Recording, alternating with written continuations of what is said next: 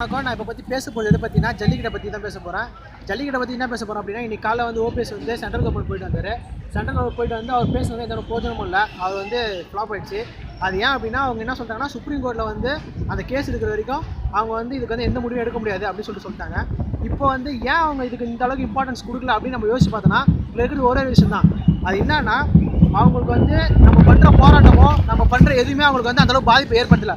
So நம்ம பண்ணுற போராட்டம் அவங்களுக்கு பாதிப்பு ஏற்படுத்தணும், அதோட இம்பார்ட்டன்ஸை காட்டணும். ஸோ வந்து இதில் என்னன்னா, மாணவர்கள் மட்டும் தான் போராட்டம் பண்ணுறாங்க. மாணவர்கள் மட்டும் போராட்டம் பண்ணால் இது என்ன ஆகுதுன்னா, அவங்க ஒரு நாள் கிளாஸை புறக்கணிக்கிறாங்க, கிளாஸை விட்றாங்க, கிளாஸை விட்டு நிற்கிறாங்க. ஒரு நாள் காலேஜ் கட்டானவோ ஒரு நாள் ஸ்கூல் கட்டானவோ அவங்க எந்த விதத்தையும் பெரிய வித பாதிப்பு ஏற்படுத்தாது. ஸோ நம்ம என்ன பண்ணணும், இப்போ வேலை செய்கிற எல்லாருமே வந்து அவங்களோட வேலையை விட்டுட்டு ஒரு நாள் 2 நாள் தமிழ் பேசுகிற தமிழ் உணர்வுற எல்லாருமே வேலையை விட்டுட்டோம், வேலையை இது பண்ணிட்டு அவங்க எல்லாமே இந்த போராட்டத்தை கலந்துட்டாங்கன்னா தமிழ்நாட்டிலேருந்து வேலை செய்கிற எதுவுமே வேலை செய்யாது. ஐடி செக்டர்லேருந்து கவர்மெண்ட் செக்டர்லேருந்து ட்ரைனேஜ் ஃபீல் பண்ணுறோம் யாருமே வேலைக்கு போகலாம், எதுவுமே வேலை செய்யாது.